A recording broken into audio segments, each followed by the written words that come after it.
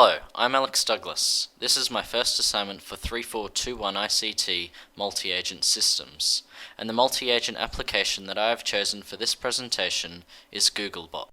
First of all, let's take a look at the problem for which Googlebot was developed to solve. Prior to the early 1990s, if you went to the World Wide Web to find information about, for example, the Big Bang, it would be an extremely arduous and time-consuming task, because web content was unorganized and unsorted. To solve the unorganized web problem, search engines were developed, beginning in 1993. 5 years later, Larry and Sergey began building the Google web search engine. They began with the same premise as pre-existing search engines, having users send queries to inform the search engine of which text to look for in Google's indexed database, and having that index be searchable. To compile this searchable index, Googlebot was developed.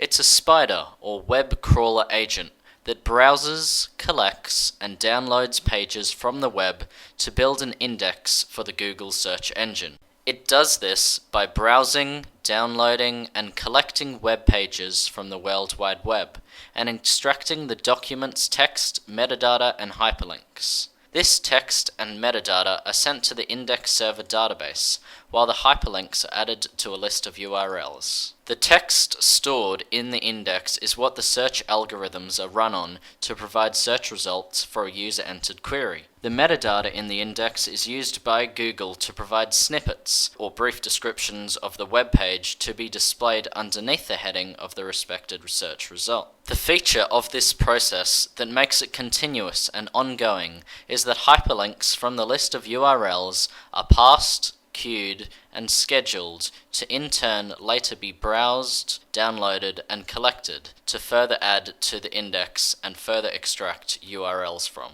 Now let's introduce some agent methodology and define what it means to be an agent. In order for a computer system to be an agent, it must satisfy three basic criterions: to be able to act independently, to be able to achieve some given objectives, and to interact with its environment through some type of agent architecture, which is described as follows. An agent perceives and acts on its environment through sensors and actuators respectively. The main component of the agent is its agent program, which is represented by a question mark on this slide's illustration. It is an implementation of an agent function, which describes an agent's behavior by mapping its percept sequence, that is, the history of everything that the agent has ever perceived, to an action. An example of an agent, however trivial, is a thermostat. It independently achieves its objective of maintaining a room at room temperature by sensing its environment with a thermometer and acting on its environment through some heating or cooling mechanism. It's obvious to realize that a thermostat employs a purely reactive agent architecture, since it simply monitors its environment and responds to changes of it. Googlebot is a more complex agent that requires a detailed agent design and implementation, which can only be determined by first understanding the dimensions along which its environment, the World Wide Web, is categorized. For an environment to be categorized as accessible or fully observable, the agent can perceive all of the accurate and current information about the environment that's relevant to its success. Examples of such environments include crossword puzzles, backgammon, and image analysis. For an environment to be categorized as inaccessible or partially observable, the agent cannot perceive all of such information. The World Wide Web is categorized as being this type of environment. Web crawlers predominantly access such an area of the web known as the surface web. It is therefore the portion of the web which is easily indexable. However, there also exists an area of the web known as the deep web, which is not so easily indexable. It is estimated that the deep web is orders of magnitude larger than the surface web, hence the iceberg metaphor. It is this area of the web that is inaccessible to Googlebot, since it consists of dynamic content. In order to access this content, humans are largely required to insert values into data fields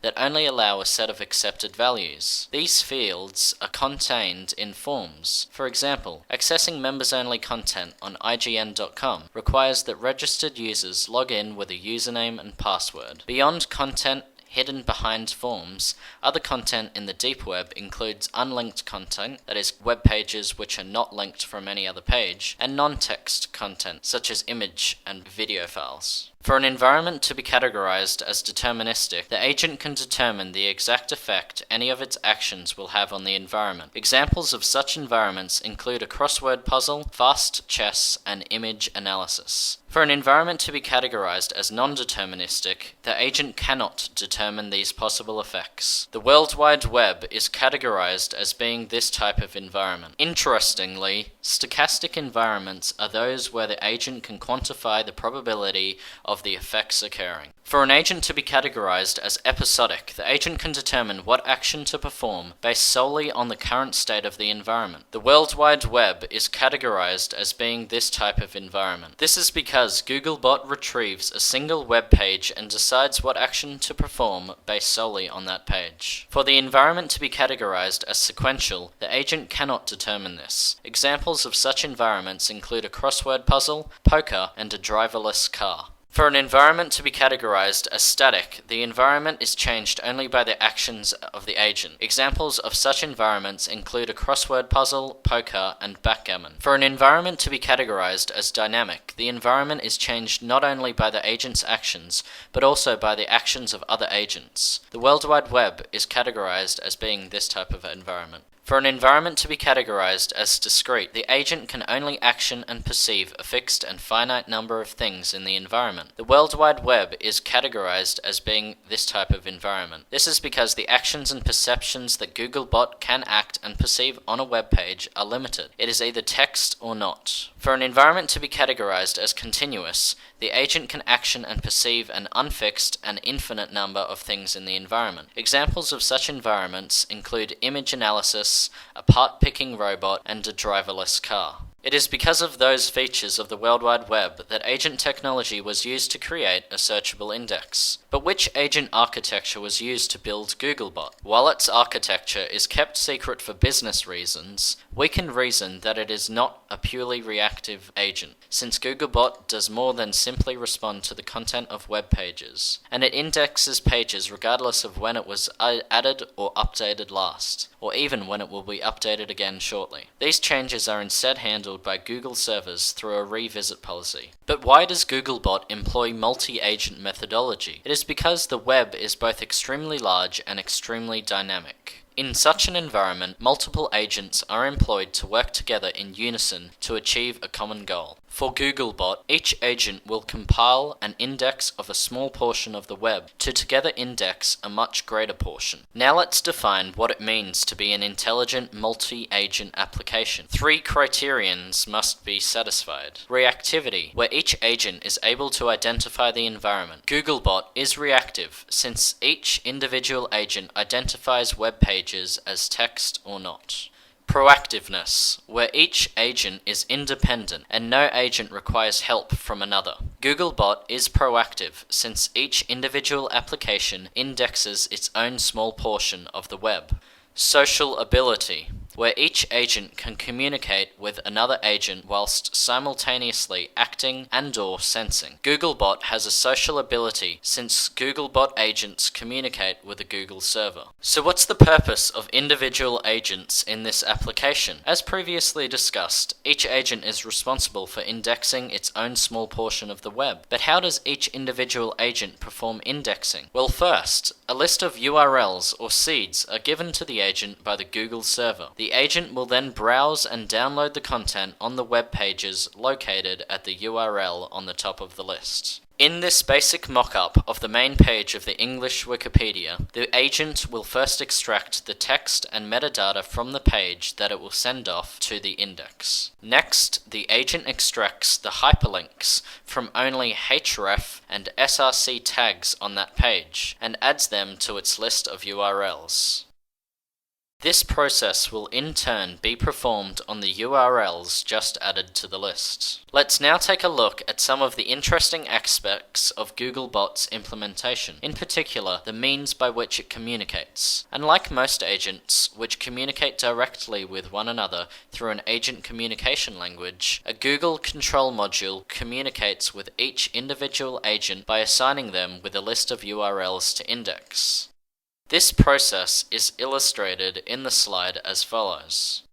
Another unusual Googlebot communication technique is its ability to be communicated by web pages. Web developers can host a text file to instruct web crawlers, or Googlebot specifically, of what to and what not to crawl on their website. In this example of robots.txt, all web crawlers are disallowed permission to crawl the admin folder of the site. Also, Googlebot and only Googlebot is also disallowed permission to crawl files and folders whose name contains a question mark. Googlebot and only Googlebot is also disallowed permission to crawl the pets folder, except for one file in that folder called cats.html. Other interesting properties of Googlebot are mobility. The agents can move around its environment. Veracity. The agents will not intentionally communicate false information.